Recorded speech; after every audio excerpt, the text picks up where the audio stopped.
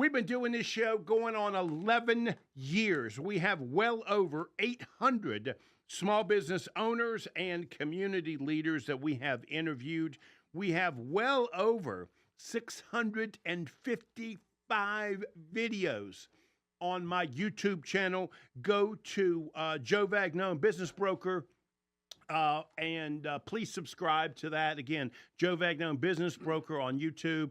We have well over 650-something interviews that we have done. A lot of educational stuff, a lot of fun stuff. We've broken it up for you so you can find what it is that you're looking for. And if you subscribe, at the end of every show, we will send our segments because we try and break up the show into interviews. We will send those to you if you wanted to watch those again. So go again, please subscribe to Joe Vagnone, Business Broker on YouTube. We would appreciate that.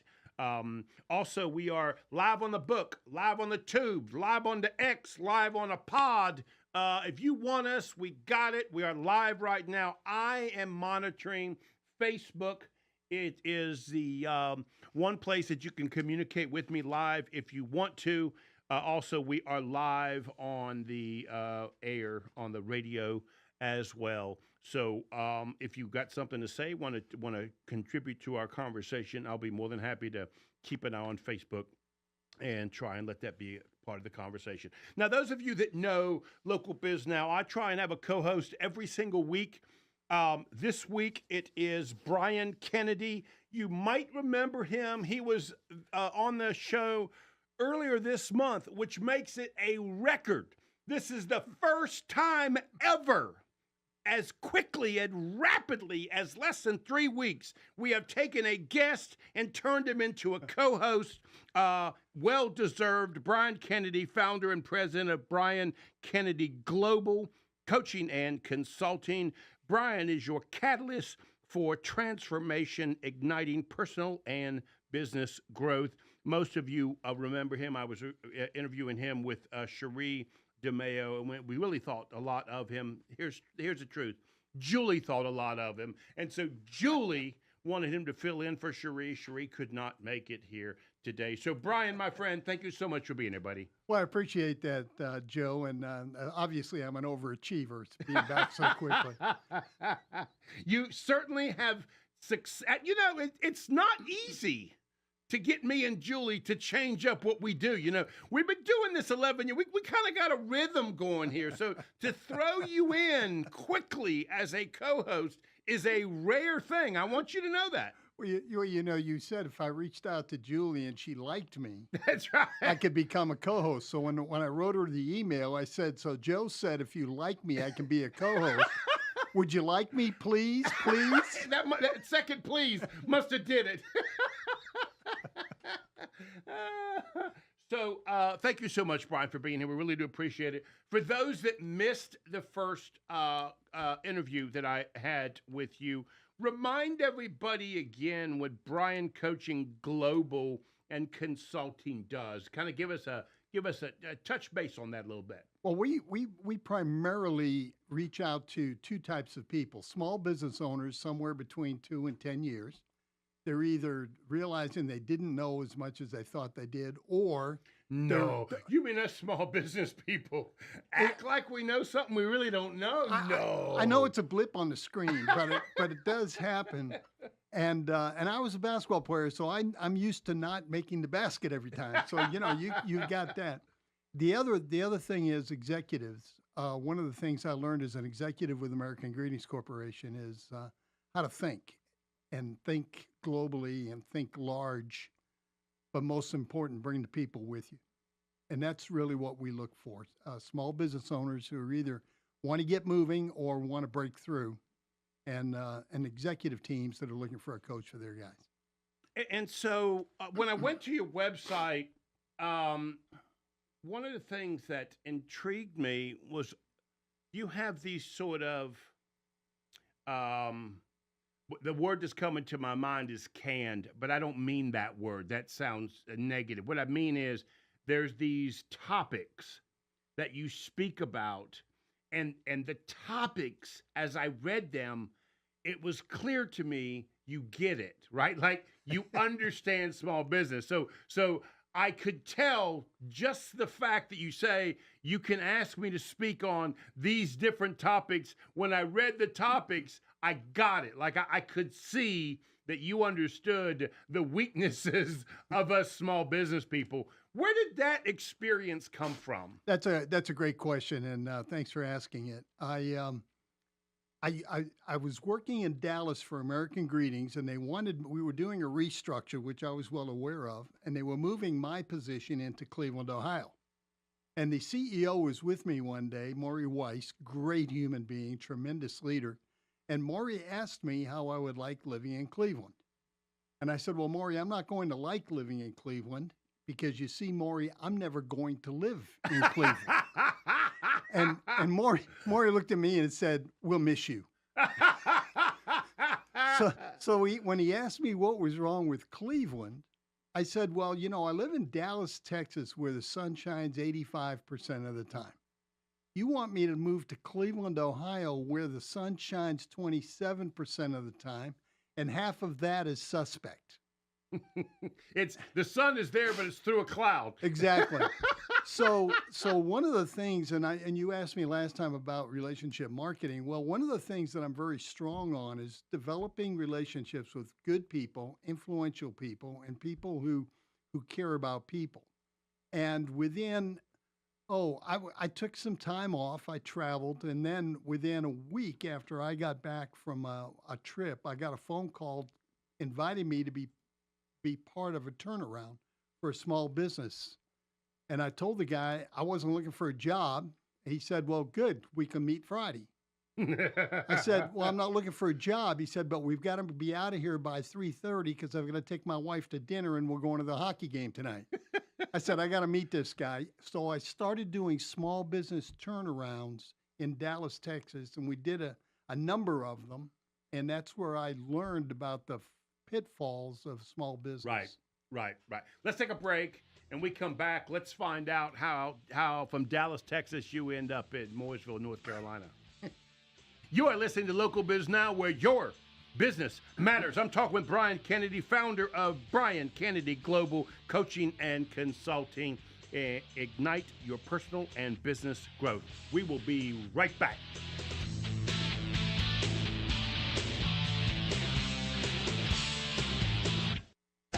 We'll return to more of Local Biz Now with your host, Joe Vagnone, after these messages on 105.9, 100.7 WSIC. Well, here comes a new week, and here come the chance. Have you upset him? I don't think I did, but your guest is here. Would you like to speak with him? I don't need to speak with him. I just need to make sure you're pleasant to him and nice to him. Don't scare him off. I'm doing my best. He's sitting there very politely. He's a big deal, I know. All your guests are big deals. See, now, that's where you know, Joe. That's where you know he went too far, right? That he just went too far right there. I'm a deal, Joe, but I'm not much of a deal, Joe, but I am big.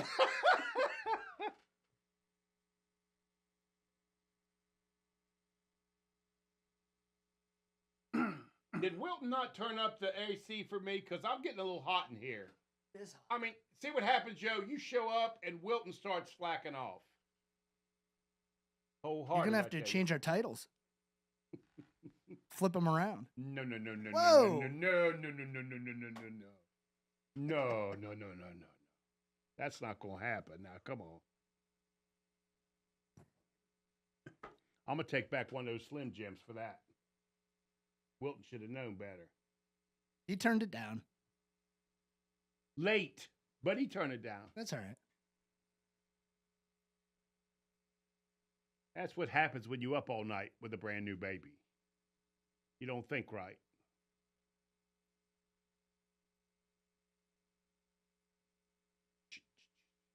Julie said Joe was right. All Local Biz Now guests are big deal. Got 1 minute. Brian, she likes you. I don't know what you did to Julie, but she likes you. And all it's been is emails. Maybe it's I don't know. I don't know what it is. Brian, it might be because you said yes. You make her life easy, and she likes you. You said yes. That it don't take much. You know, every time I start an email, I started with 2 words. Thank you. Okay. I need a cheat sheet so I know how to answer the next questions. But other than that, no, we're good. You can't get that from me. Well, you let Wilton know I'm probably going to need some oxygen. It's so hot in here. Wilton, there's no account, All right. no good for nothing. All right. 15 seconds. Here we go.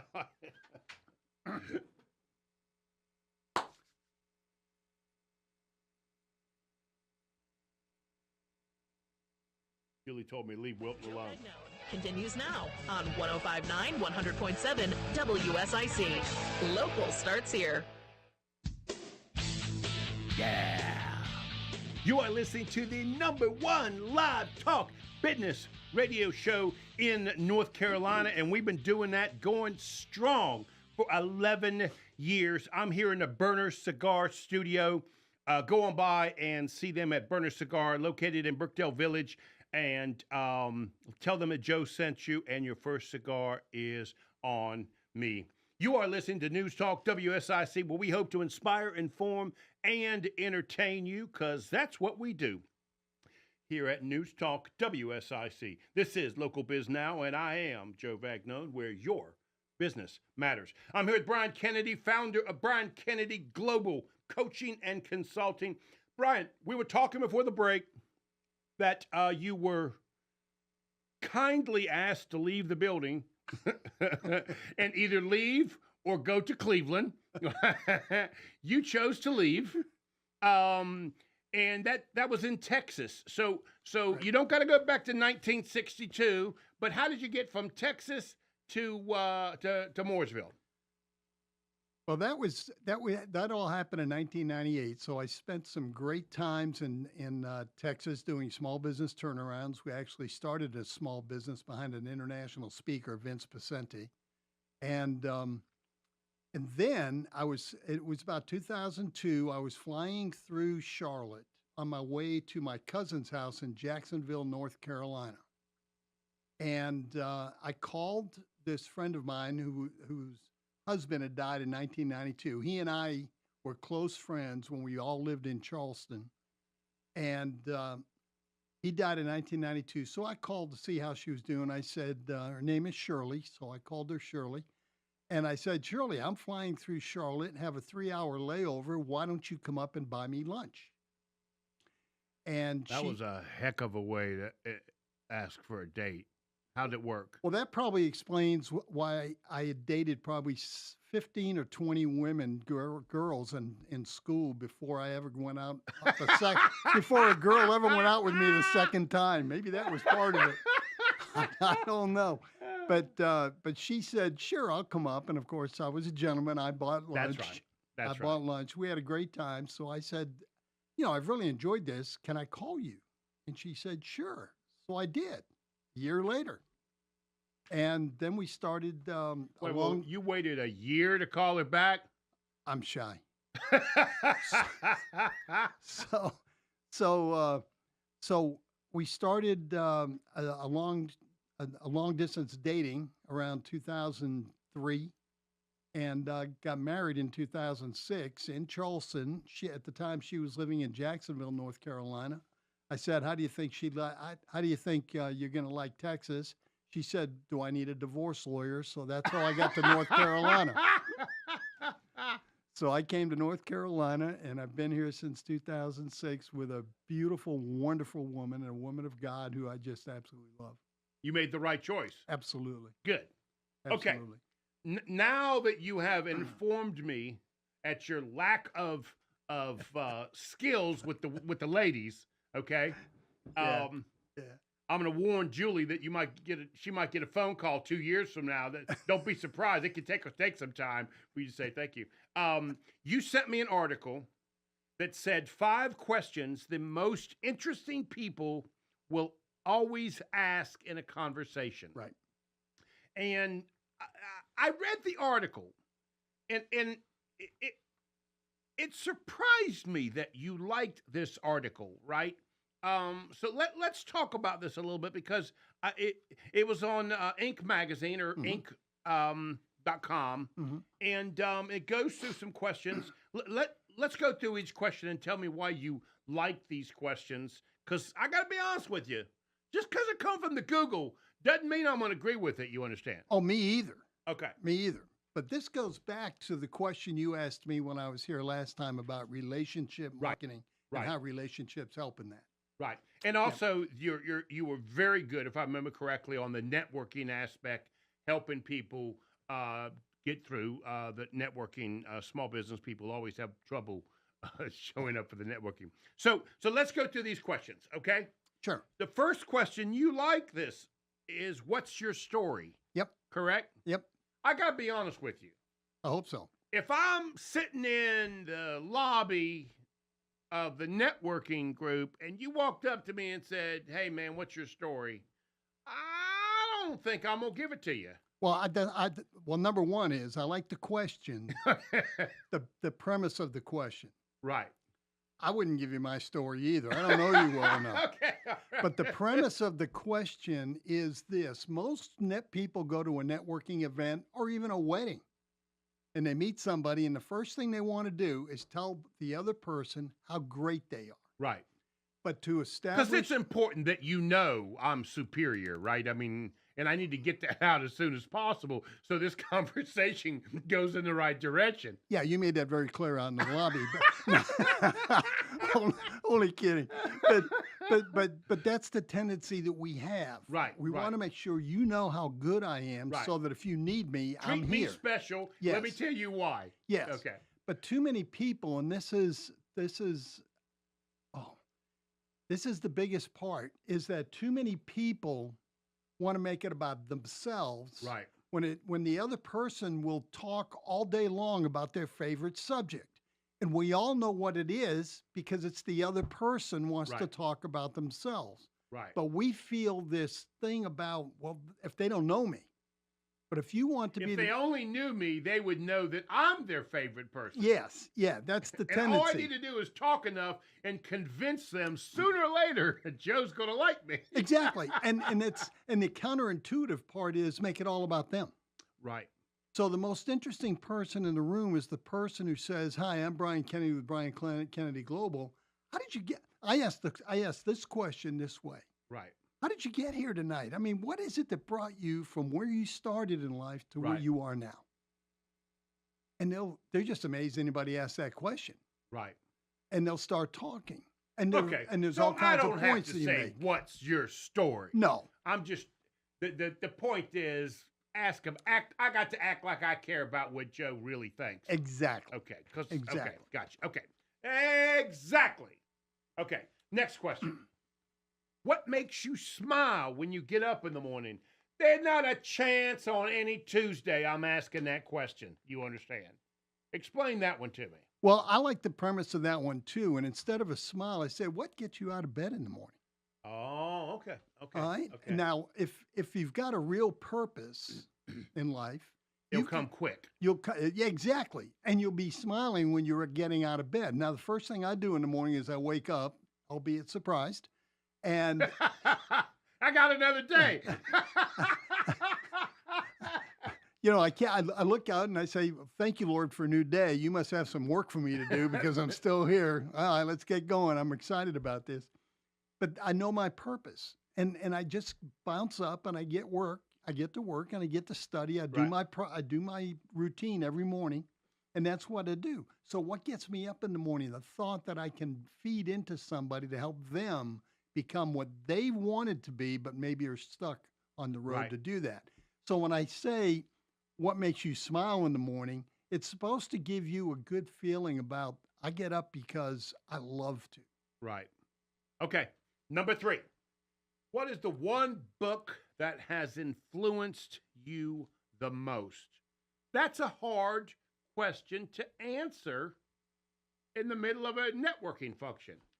I'm beginning to think I'm now on a job interview with Brian. Well, if I ask the questions in order without having discussion and dialogue or even taking another path, what the article doesn't say, and what I didn't say because I didn't write the article, but I would say it here. Oh, I can. Yes, I will.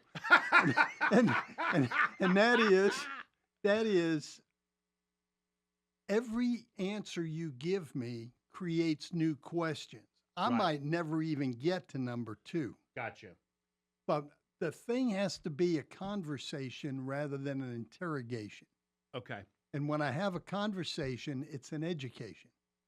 God, I could have been a Baptist priest. Okay. Okay. Number 4. What absolutely excites you right now? Yeah. what do you- I would say leaving this conversation because I feel like it's interrogation. Then I didn't do my job.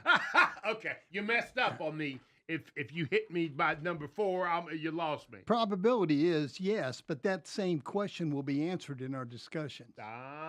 Gotcha. You think you'd have won me over by 1 or 2 questions by then, because I'd already be talking about myself and such and whatnot. Well, my questions aren't really questions. The first question is a conversation starter. Right. And then the other questions, if I have these in my mind, I know directions and I know things that I can learn Right. about you during that period of time. Even though the article's saying 1, 2, 3, we wouldn't go Oh, 1, 2, 3. God, no, I hope not. Okay, got it. Number 5. What's the most important thing I should know about you? Now, this question I actually like. How do I ask it better? Okay. What is the most important thing I should know about you? Look, Jill, They should have told me by now, right? well, yes, but I want you to pull it out for me because I don't want to mistake it. I'll say, Joe, we've had a great conversation, and I don't know. I've learned a lot about you. What's the one most important thing I should know? And if you've told me, you're going to go back and emphasize it. And if you Right. haven't told me, you're going to tell me something else. Now, there's also a 6th question that I bring in. Oh, okay. And I Special bonus question. bonus All right, question. you got about 40 seconds. Give me that bonus question. I can do it less than that. I hope. I learned this from John Maxwell. He asked a question of a guy one time, a school principal. He said, "Who do you know that I should know?"